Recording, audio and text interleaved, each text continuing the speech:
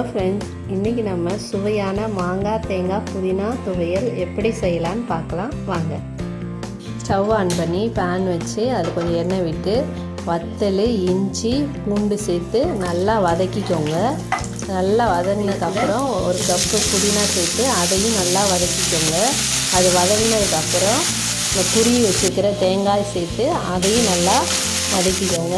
அது நல்லா கொஞ்சம் வதங்கட்டும். அதுக்கப்புறம் நம்ம எடுத்து வச்சுருக்கிற மாங்காயும் சேர்த்து நல்லா வதக்கிக்கோங்க. அது கூட கொஞ்சம் உப்பு சேர்த்துக்கோங்க. அது நல்லா வதங்கினதுக்கப்புறம் நம்ம எடுத்து வச்சுக்கலாம். அது கொஞ்சம் ஆறட்டும். அது ஆறுனதுக்கப்புறம் ஒரு மிக்ஸி ஜாரில் சேர்த்து துவையல் பதத்துக்கு அதை அரைச்சி எடுத்துக்கலாம்.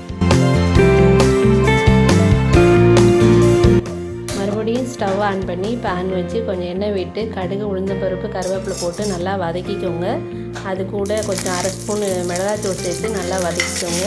அரைச்சி வச்சுருக்கிற துவையலை சேர்த்து நல்லா வதக்கி எடுத்திங்கன்னா சுவையான மாங்காய் தேங்காய் புதினா துவையல் ரெடி. நீங்களும் செஞ்சு பார்த்துட்டு எப்படி இருக்குன்னு கமெண்ட் பண்ணுங்கள்.